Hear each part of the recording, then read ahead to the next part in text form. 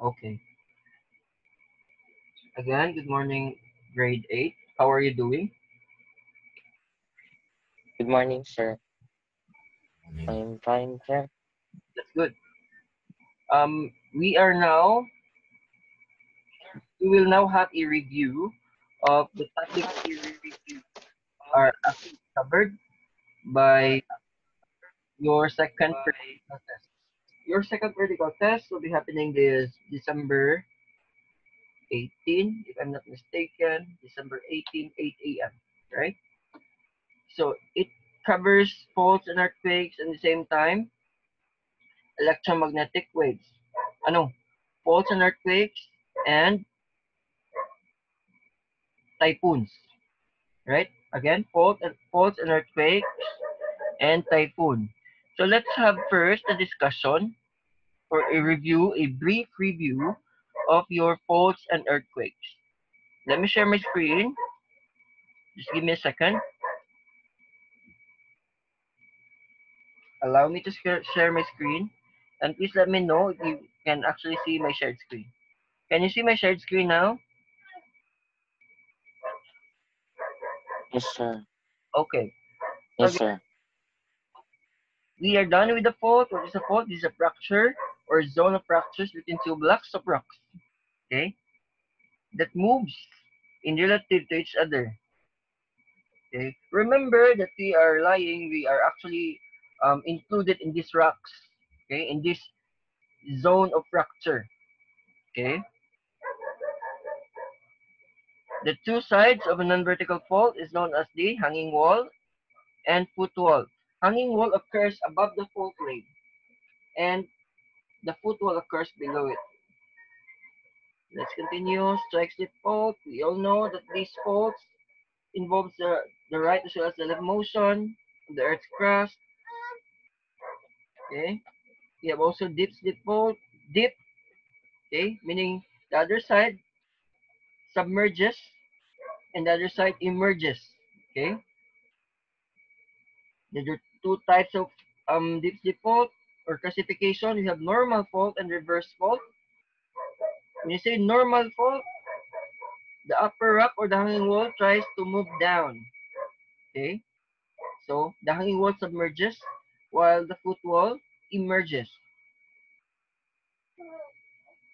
Okay, the down block between two normal faults is called the graben, and the upward block between two normal faults dipping away from each other is called the horst. Okay, when the normal fault is opposite, if the hanging wall emerges and the footwall submerges or submerge, it is called a reverse fault. Step fault. Okay, when this fault system is given a number of faults that are parallel to the fault lines. The separated blocks slipping in the same direction. If it is in the same direction, it is called the step fault. It looks like a stepping stones or fault terrace. Trough fault. Okay, this is the fault system in which the two normal faults occurs when fault planes are inclined or providing a common down throw side between them. Okay, so these are the faults that will have streams or we have bodies of water. Remember that the center side or the other side emerges and the center submerges. So it now creates an area for water. Okay, this usually becomes filled with water and become a water stream. Oblique slip fault. Okay, remember that this oblique slip fault is a mixture or composed of a deep slip fault and a strike slip fault. Generally, all faults have a component of deep slip and strike slip that cause combination of shearing and tension of compressional forces.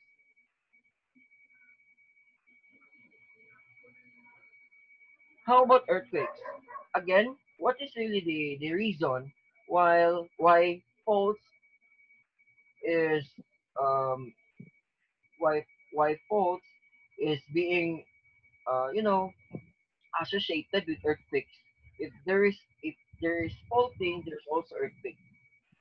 What do you think is the reason? Yes, Rabbi. Um, wait. They're associated, sir, because the cause of earthquakes are the faults moving around. Because faults are moving around. What else? Any other idea?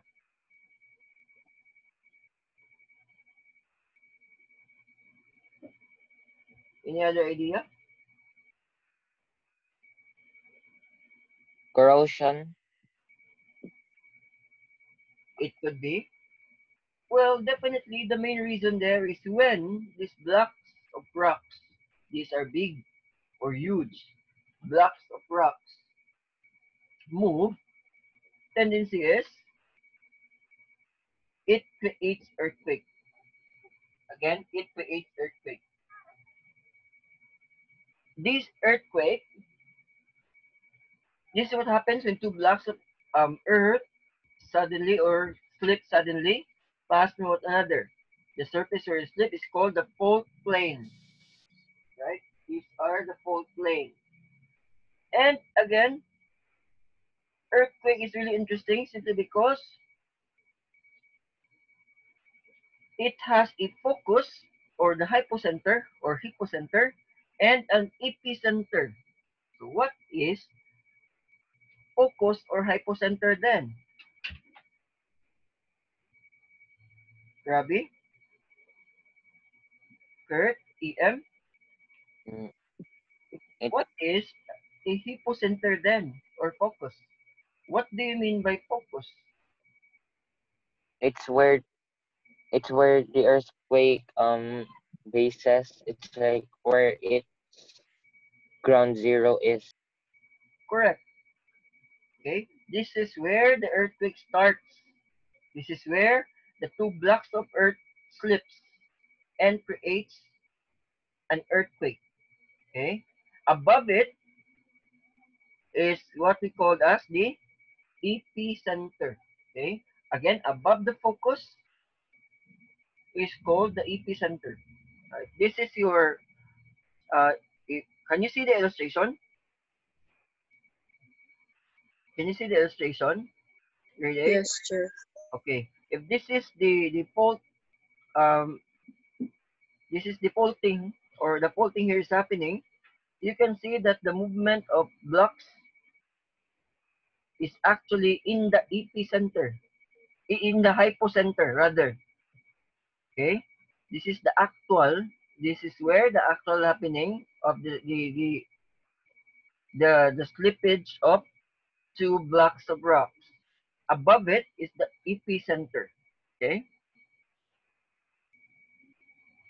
since Earth has four major layers: the inner core, outer core, mantle, in the crust. The crust is the top of the mantle, which make up the skin, the surface of the planet. But the skin is not all piece of, in one piece. It is made up of many pieces, like the jigsaw puzzle or puzzle covering the surface of the earth. Not only that, but these puzzles keep slowly moving around, sliding past one another. Okay, hence the tectonic plate theory. Okay, it was mentioned that Earth is composed of crust, mantle, and the core. Okay, and it is in a puzzle or jigsaw puzzle form. Okay, therefore, if it is in jigsaw puzzle form, it is still moving until now, right? And these movements can actually create earthquakes. While the edges of faults are together, the rest of the block is moving. This is what I had discussed. Energy radiates outward from the fault in all directions to form seismic waves like ripples in the pond. If you're going to drop a stone in the pond, you can see the rippling effect. Okay, this is how your seismic waves actually move. Okay, seismic waves shake the earth and they move through it. And when the waves reach the Earth's surface, they shake the ground until, and anything on it, like the houses or even us. Intensity and magnitude. I have mentioned in our previous discussion that intensity and magnitude are two different things. When you say intensity, it is what? Intensity. The intensity is what people feel outside of the epicenter, like Correct. how strong it feels, how much destruction is present. Correct. Correct, Robbie. It's a good, point of view. Intensity, again, correct, Robbie. This measures the strength of the shaking produced by an earthquake. And it is determined by effects on people, human structures, and even natural environment. While magnitude measures the energy released at the source of the earthquake. It is actually determined by the measurement on seismographs, okay, or seismographs. Seismograms come with locating earthquakes too, being able to see the P wave and S wave. These are just terminologies. Remember, when we say P wave, this is the primary wave, and the S wave is the secondary wave. Okay, P waves are faster than S waves, and this fact is allows us to tell where an earthquake was. To understand how it works, let's compare P and S wave with the lightning. Okay, lightning and thunder. Light travels faster than sound. That's why you can actually see light first, then sound. So when you feel the primary wave, usually it will have its secondary waves. Okay, so this is now a result of a seismogram with the primary wave and the secondary wave. P waves are like lightning, and the secondary waves or S waves are like thunder. P waves travel faster and shake the ground when you are first. Then the S wave follows to shake on the ground also. If you are close to the earthquake, P and S will come on one right after another. So magsunod. But if you are far away, there will be more time between the two.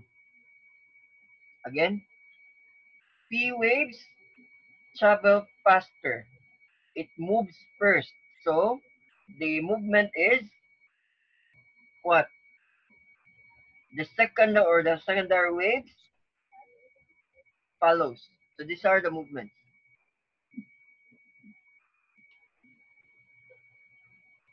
Let's move now to the second.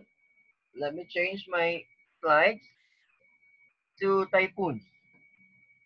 Still have time? Do we still have time?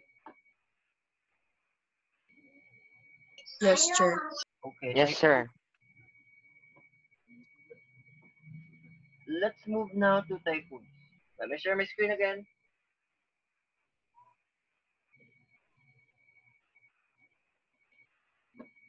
Can you see my shared screen?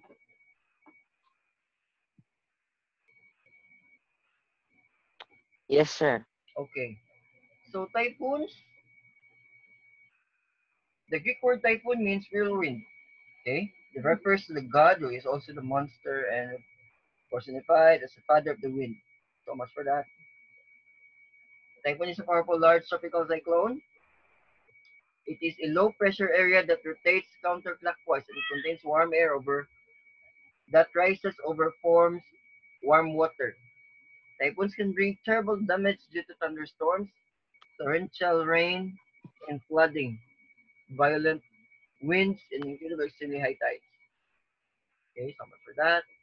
Typhoons and any other still spins fast. That is because typhoon definition is the same as the hurricane, cyclone, or tropical storm. Okay, what differs them in its naming comes from where in the world it originates. Hurricane in Japan actually called a typhoon because the storm began in the Western Pacific. If it is in Western Pacific, it is called typhoon. The word hurricane is reserved for Atlantic and Eastern Pacific storms. If it is in Eastern and Pacific storms, it is called hurricane. Meanwhile, in Indian Ocean, hurricanes are known as cyclone. If it is in the Indian Ocean, it is called cyclone. Typhoon can grow and produce damaging winds, storm surges, and tidal waves, torrential rain, and flooding. Same. Because of this, most typhoons in the northern hemisphere occurs in the summer and early fall months. In the Atlantic, hurricane season is officially from June 1 to November 30. Due to Earth's rotation, remember, and resulting to weather patterns, most typhoons rotate counterclockwise. Counterclockwise, this means that this is Coriolis effect. Land masses and bodies of water. It can affect. How can these land masses and bodies of water affect typhoons?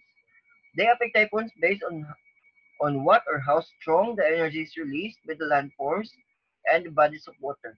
Typhoons gain energy from warm ocean water and lose energy over cold water. Interaction with the land will weaken the typhoon. So, as long as the typhoon travels on a mountainous area, this typhoon loses its energy because there are no water that actually supplies it. If it will pass to a body of water, tendency is it will gain more energy. That's how land masses and bodies of water affect typhoons. Just like this. Now, if the typhoon will gone to mountainous area, it will weaken its energy, and if it will gone to bodies of water, it will gain more energy. Questions? Any questions so far? None. Okay. Let's move now to monsoon winds. Amihan and Habagat refers to two kinds of winds and seasons that occur in the country every year. Okay? Amihan is known as the northeast monsoon, while Habagat is known as the southwest monsoon. Okay? Monsoon is a seasonal rain and wind pattern. Is from the Arabic word mausim, which means season. A season indicator direction is the primary indicator for the change between one monsoon to another. It takes place during nighttime. At some periods, the two monsoons switch several times before settling into a pattern for the season. That is why sometimes, sure, why sometimes? I thought it is now summer, but still there are a lot of rains. That is because the switching of monsoons switch several times before it settles to a particular season. Amihan, the Filipino term, like habagat, amihan is the northeast monsoon, which characterize a cool, dry northeast wind coming from Siberia and China and blows down to Southeast Asia. Okay, these are neighboring countries. Again, amihan is in the northeast monsoon, which comes from Siberia and China that blows down to Southeast Asia. This season is characterized by slight to moderate rainfall and prevailing cold wind that affects east of the Philippines. The monsoon commonly occurs in October to late March,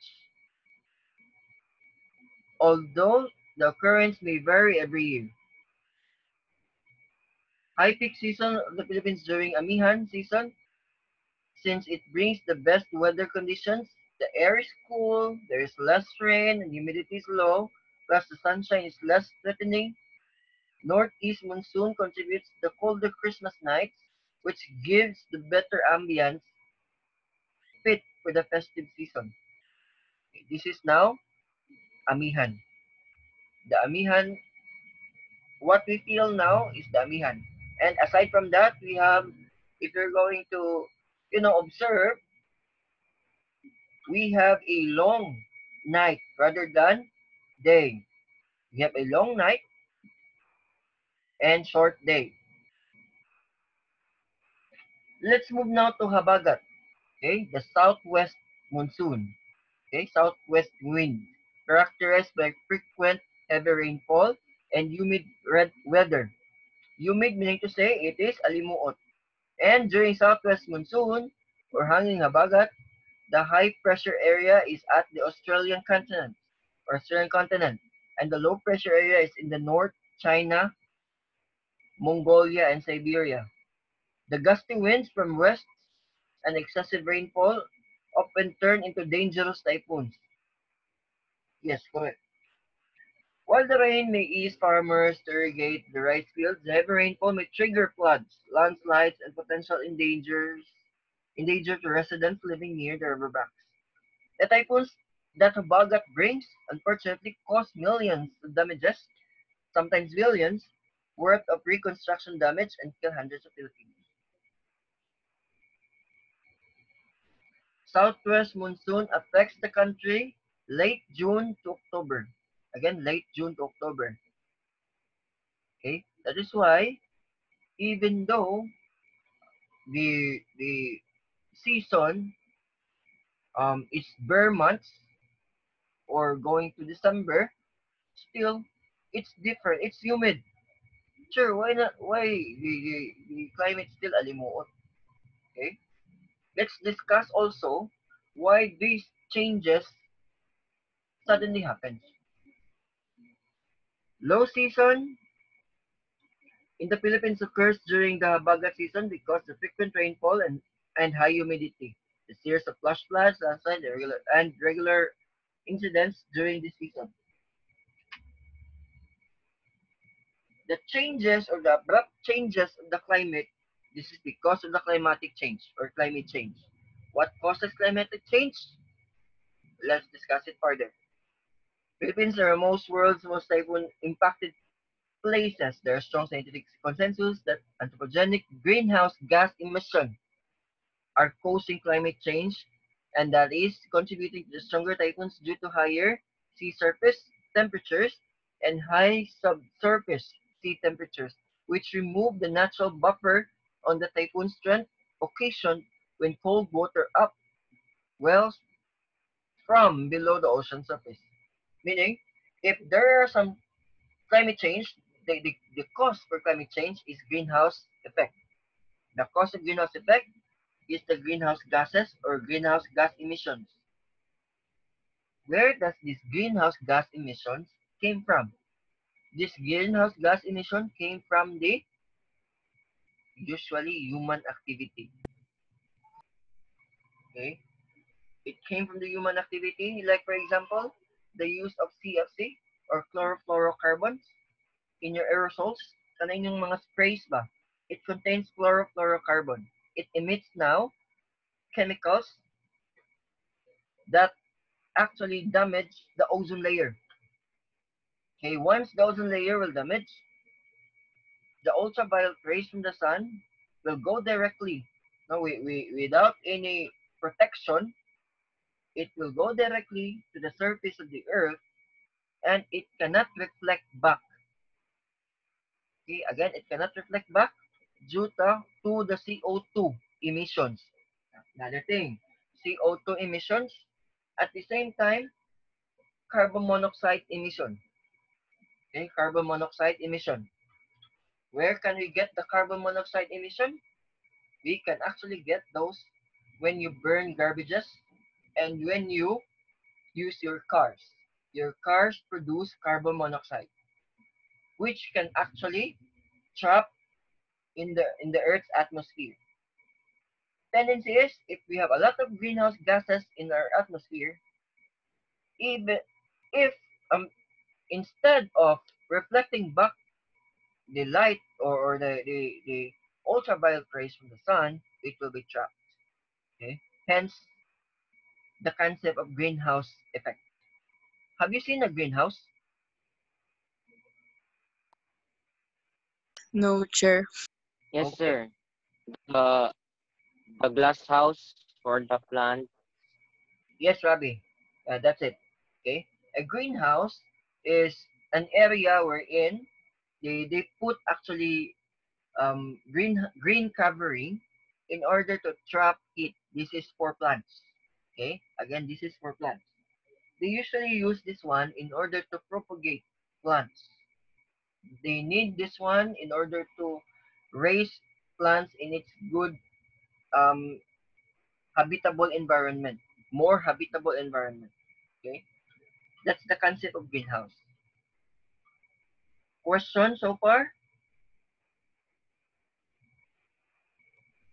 Do you have any questions? Okay, let's move. These stronger typhoons can carry more moisture, track differently, move faster, and will be aggravated by the sea level rise. Okay.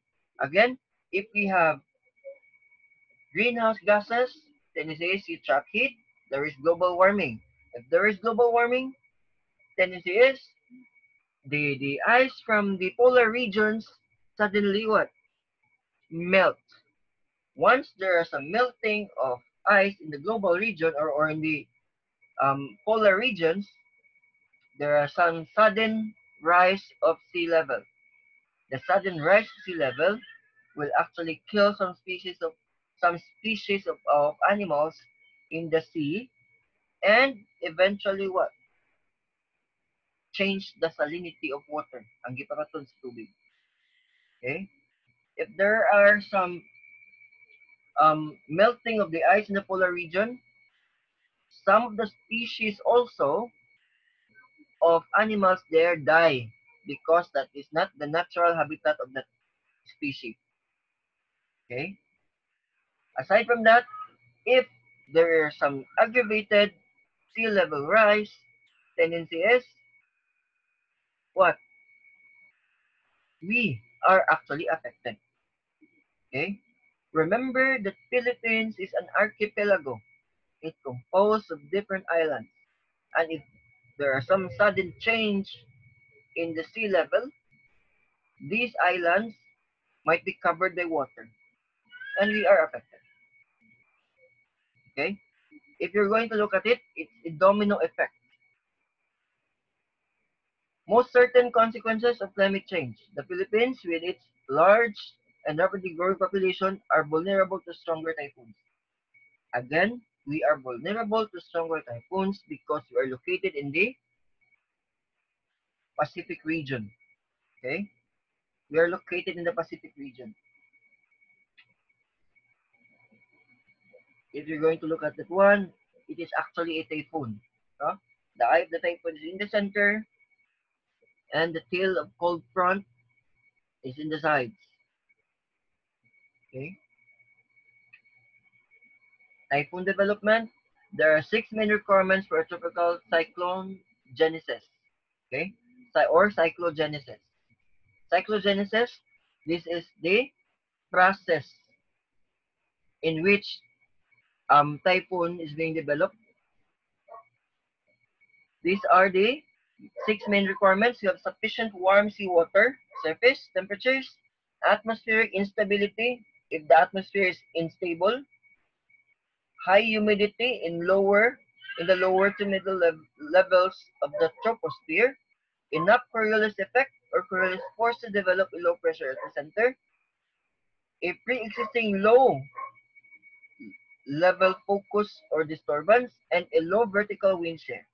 That's the 6 requirements for tropical cyclogenesis. So if you're going to look at it, again, the low pressure will actually, the low temperature or the high temperature will suddenly rise up and creates now a low pressure area. And the cycle repeats again and again. Let's move now to the eye or the eye of the typhoon.